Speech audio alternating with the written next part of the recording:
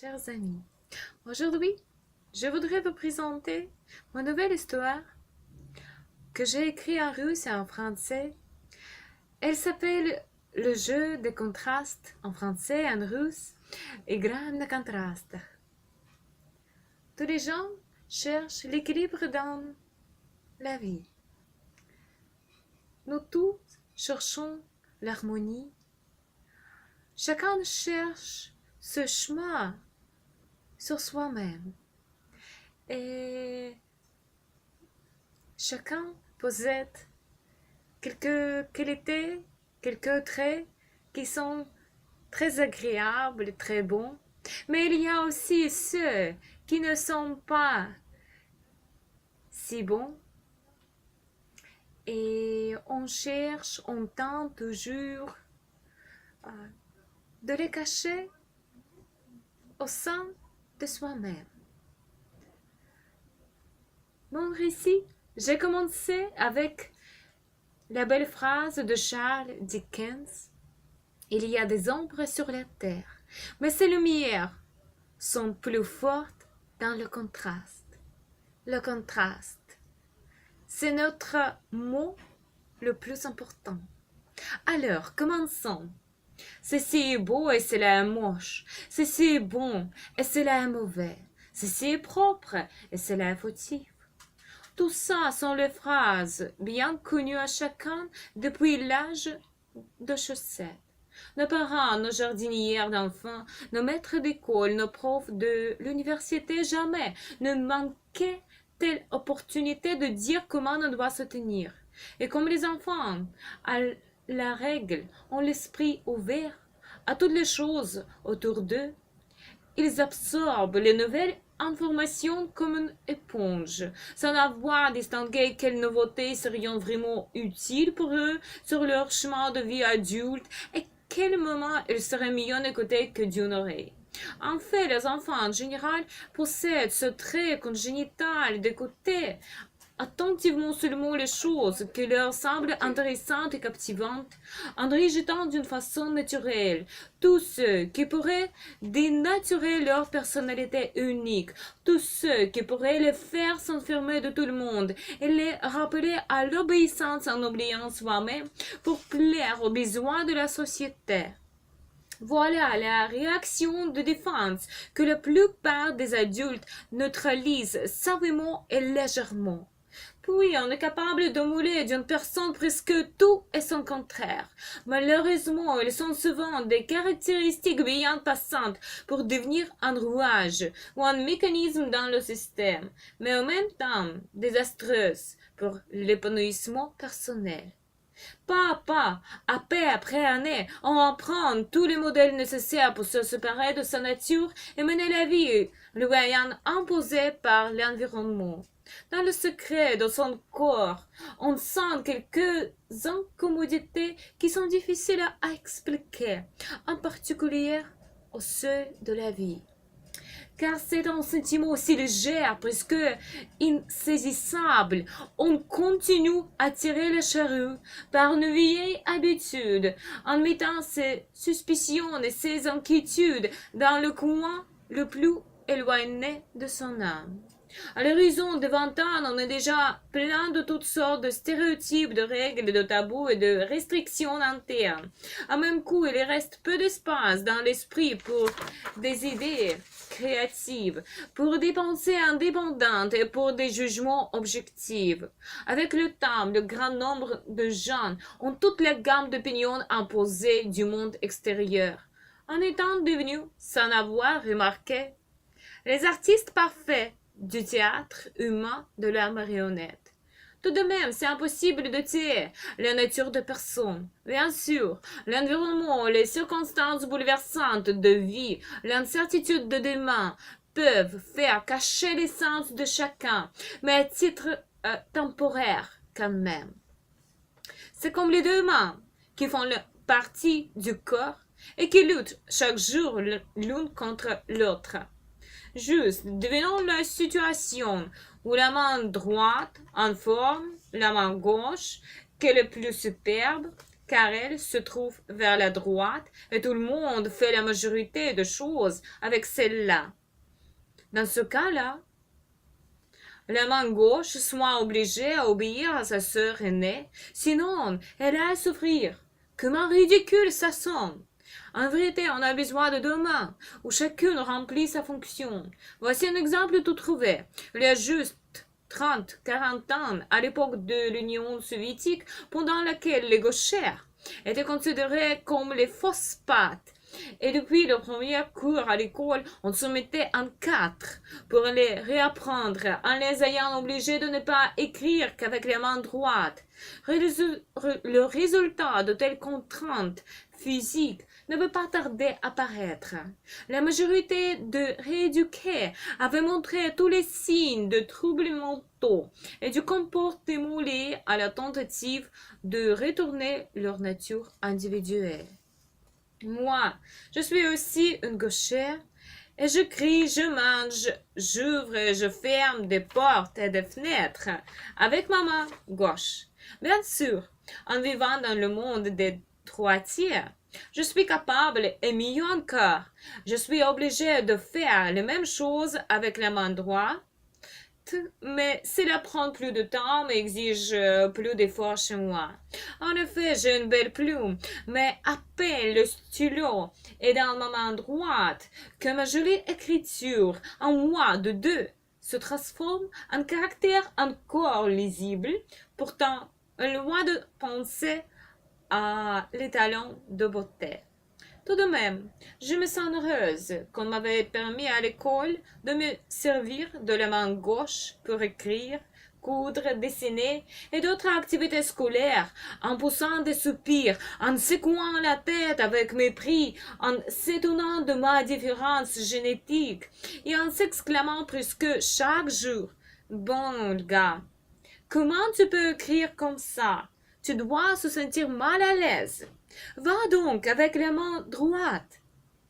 En réponse, je faisais un retour courtois, en souriant et en disant: Non merci, j'y arrive bien. À vrai dire, c'est drôle d'élever au ciel une partie du corps aux dépenses de l'autre. Il n'en est de même pour nos sentiments, notre comportement, nos inclinations et nos talents.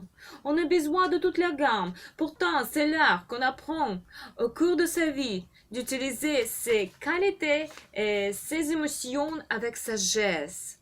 Et à sa place, qu'en fait n'est pas tellement facile. Et qu'est-ce qu'on doit faire dans le monde où on est si sélective et n'apprécie que de certains traits et d'activités prédéterminées en déniant tous ceux qui mordent la ligne blanche? Je suis une admiratrice dévouée de l'art, surtout de la musique.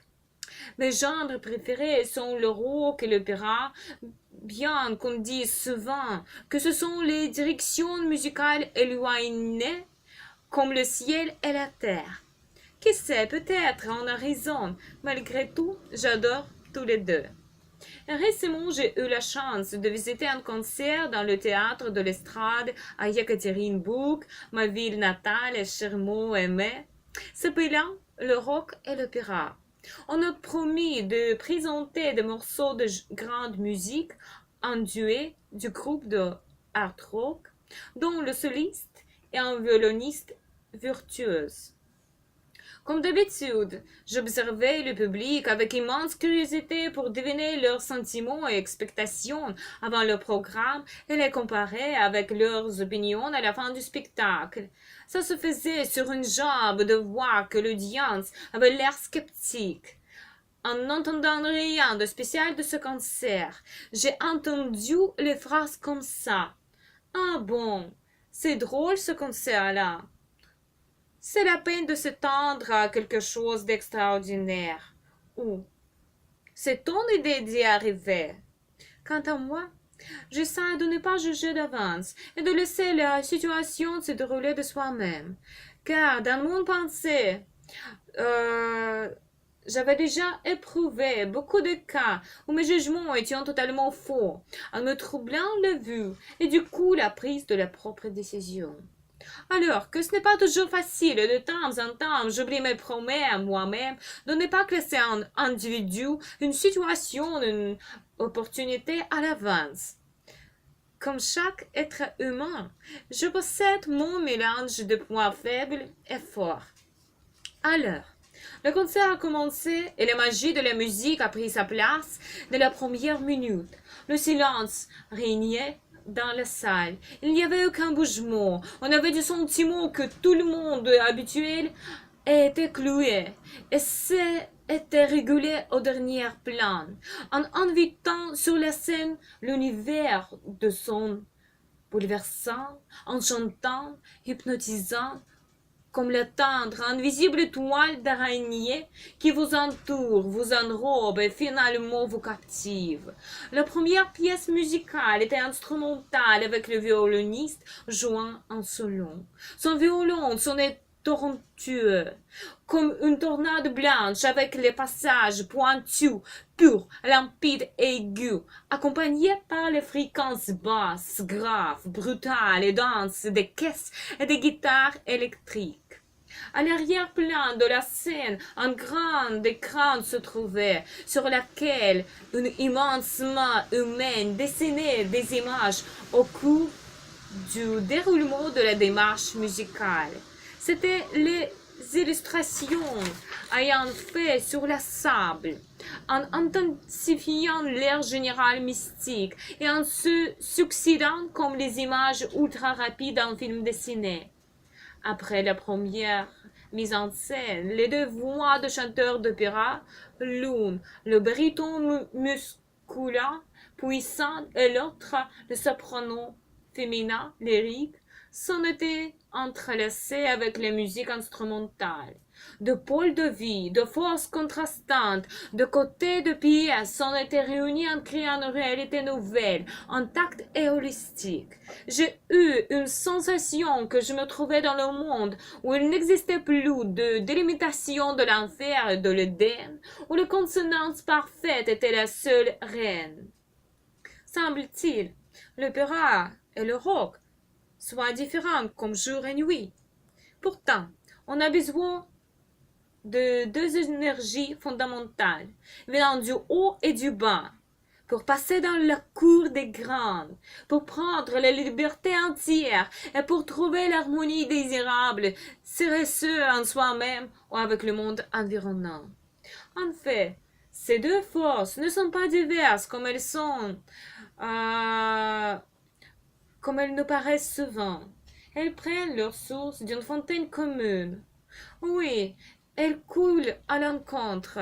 Leurs caractères sont absolument différents malgré tout, quand le contraire ne lutte plus l'une contre l'autre et en revanche se superposent et se sustentent. On comprend tout à coup qu'on en a besoin d'eux. Dans la nature, il n'existe qu'une chose pour rien. Tout a son sens, si même pas toujours évident. Beaucoup de gens tentent de cacher leurs mauvais sentiments comme la haine, la rancune, l'envie et d'autres, lesquels notre société n'accepte pas, en prétendant qu'on puisse les déraciner. Du coup, au cours de toute la vie, nous portons les poids de toutes ces pierres nuisibles dans nos recoins de l'âme, qui peu à peu imposent notre vie et nous démoralisent. C'est comme l'arbre qui a ou le tronc ou la cime. Pourtant, c'est impossible d'avoir du feuillage épais sans avoir élevé un tronc massif avec de nombreuses branches splendides, nourrissant la belle chevelure de l'arbre. Et le tronc et toutes nos qualités non désirées, et la cime et nos vertus auxquelles la racine, comme le père, et la terre, comme la mère, donnent naissance. En enfance, on ne sait pas encore la nécessité d'éviter des émotions spécifiques. On ne garde rien de soi-même et de tout le monde. On est totalement ouvert. On sent intuitivement qu'après l'orage arrive le calme, avec la vue claire. Je sais faire moi-même 1000 mots dans le passé, en tâchant de me corriger de tous mes défauts et de faiblesses, en me culpabilisant chaque fois où j'avais senti de la colère ou de l'insulte. Aujourd'hui, ce n'est pas encore facile pour moi d'accepter tous les traits de mon âme comme ils sont. Mais je m'arrête et je me dis, ah bon, j'accepte les autres genres en toute leur diversité. Je comprends que c'est juste dans la nature humaine de ne pas toujours bien le nez et d'éprouver de diverses émotions, déjà non agréables et mauvaises. C'est curieux, mais telle conclusion factuelle m'aide à me sentir à l'aise et plus proche avec tout le monde et les autres. Après le concert musical, l'état d'esprit du public a changé de tout au tout. Une ébauche d'un sourire s'apercevait sur tous les visages. Au sein de soi-même, chacun éprouvait ces deux forces contrastes, le noir et le blanc, le mal et le bien. L'offense et la grâce qui se trouvaient en équilibre, c'était le secret merveilleux que nous partagions ensemble. En fait, on ne parle que de la balance à laquelle on cherche avec chaleur et laquelle on trouve au cours de son chemin de vie. Le jour et la nuit, le soleil et la lune, le cœur et l'âme finalement se réunissent et rencontrent la tranquillité parfaite et la beauté sincère. Et pour conclure, ma poésie pour vous, mes chéris. Le feu, la grâce, l'Éden et l'enfer, de pôles divers et contrastes, on doit choisir son sentier, chaque jour et toujours soi-même.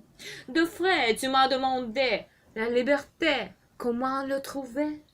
Dois-je partir pour des pays d'outre-mer, pour la goûter malgré toutes les barrières? Je t'ai regardé, je t'ai embrassé, je t'ai chuchoté en souriant. C'est curieux, alors, tu n'es pas libre déjà? Regarde autour de toi, il y a plein de choix. On se réveille le matin et sans y penser, on prend son choix. Si on croque la vie en pleine dents, on préfère se tenir au chagrin. La liberté arrive à grands pas. Elle est là en vous attendant quand vous allez saisir l'essentiel, le bonheur et au sein de vous-même. Merci, mes chers amis. Je vous souhaite accepter vous-même et le monde autour de vous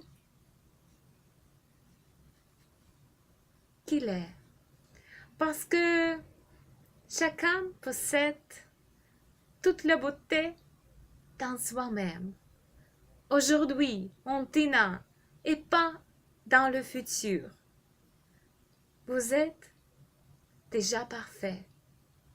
Merci, mes chers amis. À bientôt, votre Olga Paznikova.